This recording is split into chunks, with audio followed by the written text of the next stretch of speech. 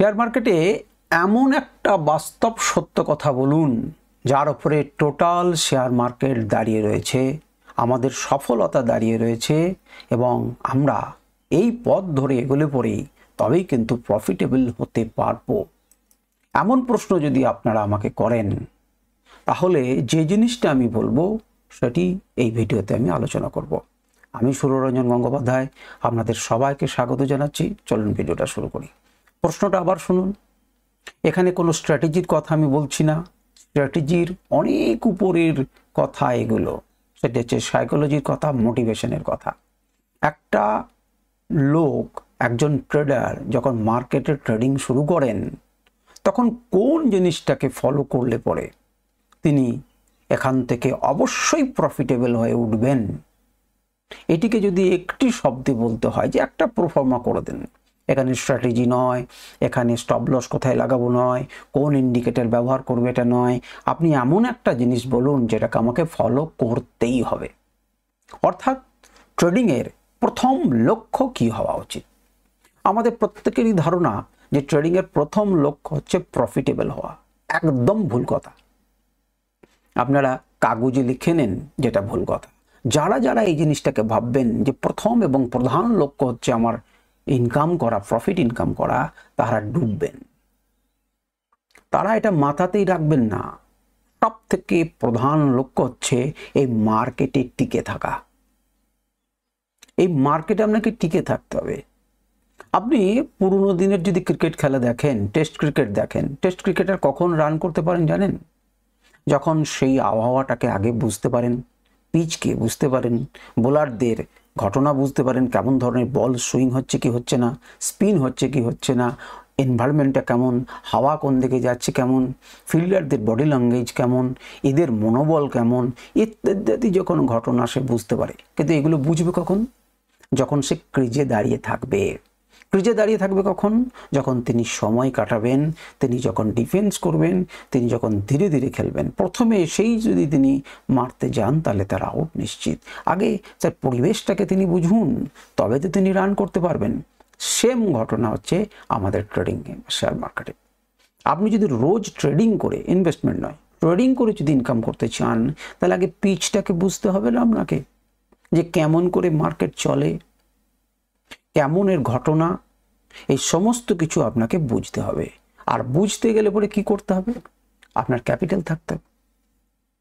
এখন যদি মনে করেন যে আপনার ক্যাপিটাল হচ্ছে অপরিমিত, কয়েক লক্ষ কোটি টাকা আছে আপনার কাছে, এবং রোজ আপনি 10 লাখ করে উড়ালেন, আপনার কিচ্ছু যায় আসে না, সারা জীবনে নষ্ট হবে না, তাহলে আপনাকে এটা মানতে হবে না। কিন্তু আপনার যদি ক্যাপিটাল কম বেশি ঠিক থাকে, অর্থাৎ 500 কোটি টাকা পর্যন্ত যদি আপনার ক্যাপিটাল হয়, তাহলে আপনাকে এটাকে মানতে হবে। কেন 501 কোটি টাকা হলে মানতে হবে না? এ তর্ক করেন না, এ তর্কের কোনো মানে নেই। মানে আমি বোঝাতে চাইছি, আপনার যদি বড় ক্যাপিটাল হয় আপনি নাও মানতে পারেন, টাকা ওড়ান, আপনার ক্ষতি কিছু নেই। কিন্তু আপনার যদি লিমিটেড ক্যাপিটাল হয় এবং যদি আপনি মার্কেট শুরু করেন এবং জেদ করেছেন এখান থেকে আপনি ইনকাম করবেন, তাহলে পরে আপনাকে কিন্তু কি করতে হবে? এটাকে জিততে শুরু করতে হবে। আর জিততে গেলে পরে আপনাকে কি করতে হবে? আপনাকে টিকে থাকতে হবে। আপনাকে মার্কেটে টিকে থাকতে হবে। যদি টিকে থাকতে হয় তাহলে কি করতে হবে?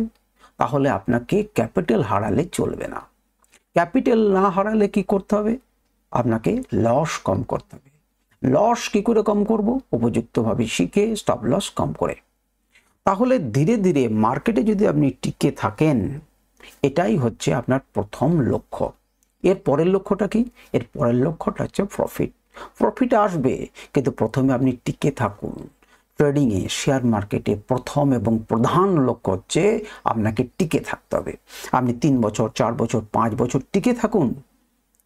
আপনি বুঝুন সমস্ত জিনিসটা, কেমন করে সাইকেল চেঞ্জ হচ্ছে, কেমন করে নিফটি তার সাইকেল পরিবর্তন করে, অন্যান্য স্টকেরা কেমন করে পরিবর্তন করে, টাটা স্টিল কখন কাজ করে কখন করে না, টাটা মোটরস কখন কাজ করে কখন করে না, ত্রৈমাসিক রেজাল্টের আগে কেমন হয় আর পরে কেমন হয়, সেলস কোন টাইমে কোন কোম্পানির বৃদ্ধি হয় কোন কোম্পানির বৃদ্ধি হয় না।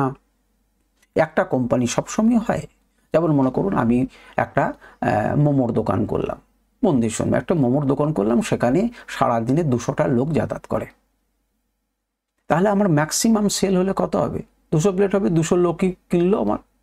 200 প্লেট হলো, কিন্তু হঠাৎ করে সেখানে একটি প্যান্ডেল হলো এবং মনে করুন দুর্গাপুজো হলো বা কোনো একটা অনুষ্ঠান হলো, সেখানে 1 লাখ লোকের ভিড় হলো প্রত্যেক দিন 4 দিন 5 দিন, তাহলে আমার বিক্রির সম্ভাবনা বেড়ে যাবে না? বেড়ে যাবে না? বেড়ে যাবে। তাহলে সেই বাড়লোটা কখন বাড়লো বলুন তো? একটা সিজনাল সময়ে, একটা নির্দিষ্ট সময়ে। তাহলে প্রত্যেক বছরই যদি সেই সময় অনুষ্ঠানটা হয়, তাহলে সেই সময় কিন্তু আমার কি হবে? সেলস বাড়বে, সুতরাং সেই সময় আমার গ্রোথ বেশি হবে। তাহলে এমন এমন কিছু স্টকও রয়েছে যাতে সেলসটা সেই সময়ে হয়, আপনাকে এটা বুঝতে হবে। তাহলে বুঝতে গেলে পরে একদিনে কি আপনাকে কে বুঝিয়ে দেবে? আপনি যদি কোনো কিছু কোর্স না করে থাকেন বা কোনো জায়গাতে শিখে না থাকেন, বা যদি শিখেও থাকেন তারা যদি আপনাকে শেখাতে না পারে, তাহলে আপনি কি করে শিখবেন? আপনাকে চোখ কান খোলা রাখতে হবে, আপনাকে দেখতে হবে মার্কেটে এই সময়ে বৃদ্ধি হলো কিনা। এর আগের বারও কি সেই সময় তার বৃদ্ধি হয়েছিল? মার্চ মাসে তার বৃদ্ধি হয়েছিল। এগ্রিকালচার ভালো হলে, বর্ষা ভালো হলে শেয়ার মার্কেটের প্রভাব কেমন পড়ে? তাহলে একটা বছর এলে বর্ষা না পড়লে তো আপনি বুঝতে পারবেন না। কোনো রোগ এলে পরে, নতুন রোগ যখন আসে তখন কিভাবে একটা কোম্পানি বেড়ে উঠলো, ফার্মা কোম্পানি, আপনার যদি সেই জিনিসটা না ঘটে থাকে আপনি জানবেন কিভাবে? কোন নিউজ কেমন করে এফেক্ট ফেলে আপনি জানবেন কি করে? বাজেটের সময় কি হয় আপনি জানবেন কি করে? বাজেটের সময় যদি মার্কেট না দেখেন আপনি জানবেন কিভাবে? এবং প্রত্যেকবার বাজেটের সময় কেমন কেমন হয়েছে, বাজেটের ডেটগুলো দেখে, সেই দিনের ডেটগুলো দেখে অ্যানালিসিস করেছেন? করুন, আপনি বুঝতে পারবেন। আপনি কি করে বুঝলেন যে ইলেকশনের রেজাল্ট এলে পরে কেমন করে? আপনি কি করে জানবেন যে কোন স্টেটের ইলেকশনের রেজাল্ট বেশি প্রভাব ফেলে? সেন্ট্রালের রেজাল্ট কেমন হয়, হলে পরে কি হতে পারে? তো এই সমস্ত জিনিসগুলো আপনি কিভাবে জানবেন? রেপো রেট বাড়ালে কি হয়? আপনার সময় যদি রেপো রেট একদমই না বাড়ে তাহলে আপনি কি করে জানবেন? শুধু বাড়ালে একই রকম ঘটনা সবসময় হবে তা নয়, সেই সময় পৃথিবীর চারিদিকে গ্লোবাল পজিশন কেমন হয় কি করে জানবেন? তাহলে এই সমস্ত কিছু জানতে গেলে পরে, আবহাওয়াটাকে বুঝতে গেলে পরে আপনাকে কি করতে হবে? আপনাকে ক্রিজে টিকে থাকতে হবে, আপনাকে বুঝতে শিখতে হবে যে মার্কেটের হাওয়াটা কেমন, মার্কেট কেমনভাবে চলে, মার্কেটের এই নিউজগুলো কি পজিটিভ এফেক্ট আছে কি নেগেটিভ এফেক্ট আছে, ইম্পোর্ট এক্সপোর্ট ডিউটিতে কি সমস্যা হয়, কোন কোন কোম্পানিগুলোর হয়, এই যে যাবতীয় জিনিসগুলো, এইগুলোকে চোখ কান খোলা রেখে বুঝতে হবে। তবেই তো আপনি কোনো চিন্তা করবেন না, তবেই তো আপনি একটা খারাপ নিউজে স্টকটাকে বিক্রি করে দেবেন না। আপনি বুঝবেন যে এরপরে সে ঘুরে দাঁড়াবে বা ঘুরে দাঁড়াতে পারে বা ঘুরে দাঁড়াবে না। সুতরাং শেয়ার মার্কেটে আপনি কখন কিভাবে সফল হবেন, তাহলে আপনাকে মার্কেটের এই যে পুরো ঘটনাগুলো ধীরে ধীরে ধীরে ধীরে আপনার সামনে আসবে, এই সময় চোখ কান খোলা রাখতে হবে। 3 থেকে 3.5 বছর মোটামুটি একটা সাইকেলের সময়, সেই সময়টাতে আপনি এই জিনিসগুলোকে ধীরে ধীরে থাকলে তবে বুঝতে পারবেন। কোনো নিউজ একটা এলো অর্থাৎ চর্চার মধ্যে থাকবেন, বুঝতে পারছেন, তখন কিন্তু আপনার আস্তে আস্তে ধীরে ধীরে একটা ওভারঅল ধারণা তৈরি হবে, তবেই তো আপনি সফল হবেন। তাহলে শেয়ার মার্কেটে আপনাকে সফল হতে গেলে, সফল হওয়া মানে কিন্তু আমাদের প্রফিটেবল হওয়া মেনলি, তাছাড়া তো আমরা সফল বলবো না। তাহলে সফল হতে গেলে পরে আপনাকে প্রথম কাজটা কি? মার্কেটে টিকে থাকতে হবে। তো আপনার ক্যাপিটাল 1 লাখ টাকা এলেন, একদিনই উড়ে গেলেন, তারপর ফেল করে মার্কেটকে তাকিয়ে দেখছেন, আমরা তো মানসিকতায় খারাপ হচ্ছে, আপনি কি শুনবেন? সুতরাং আপনার ক্যাপিটালকে আগে রক্ষা করুন। আপনার থাকতে পারে 10 কোটি টাকা, আপনি 10,000 দিয়ে ট্রেডিং শুরু করুন। যদি অভ্যাসটা না করতে পারেন তাহলে জিতবেন না। তাহলে আপনি 10 কোটি টাকা দেওয়ার জন্য এসেছেন, আর যারা এটা জানেন তারা অল্প অল্প করে নিজেদের মতো করে ভাগ করে আপনার ওই টাকাটা নিয়ে নেবে।